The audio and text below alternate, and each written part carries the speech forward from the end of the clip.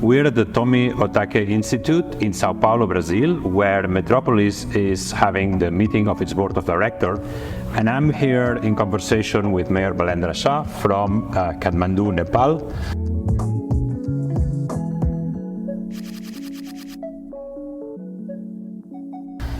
Mayor, for a city like yours in South Asia, what are the key questions, the big questions for the quality of life that are your priority?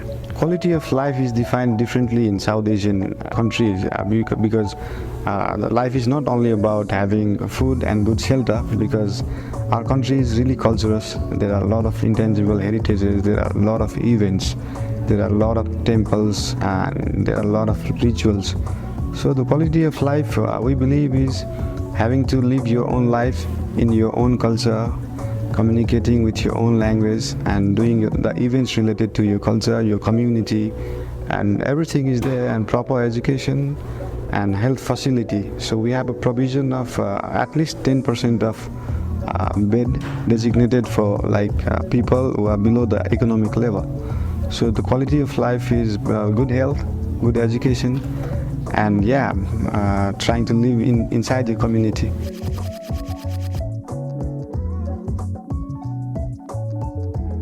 So in terms of this health agenda, this doesn't only depend on individuals, but there's also conditions of the city structure itself, in the air, in the water, that are important. Which are those other issues about a healthy city that you're dealing with? Yeah, in terms of air quality, we are really working on that, because we are trying to, the vehicles which are too longer on the roads, like more than 20 years, we are trying to eradicate those vehicles. We are trying to promote electrical vehicles, and also we are trying to do some research on how to convert these vehicles, because those vehicles are in good condition, but all over the world people are using electrical vehicles. So these vehicles cannot be demolished quickly.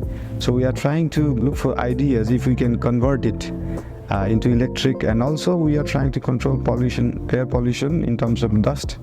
There is a lot of construction produced dust, so we are trying to control it with new technology for the asphalt, roads, footpaths, to produce less dust. And also the major part of air pollution in our country, not in the city but overall the country, is these forest fires.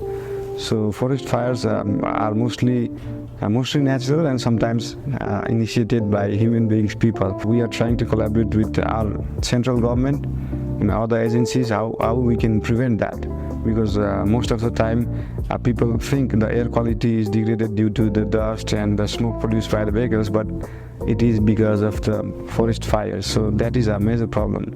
There are no much of industries, chemical producing industries, because tourism is the major business which does not produce carbon in our country. So we are actually affected by the rest of the world. Our country is 60% green. So we are actually affected by other developed countries, pollution and all. Our mountains, our glaciers are depleting, not because of us, but because of there is China, there is India, there are a lot of other developed countries.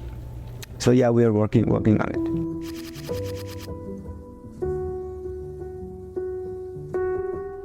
And how is climate change affecting you? How are you getting ready for? Yeah, climate change is affecting a lot to us because of other carbon producing countries. So we are trying to advocate about that. We are trying to advocate other countries how we can be resilient for that, how we can control it. Since it's a small country, we need to advocate these things on some higher platforms.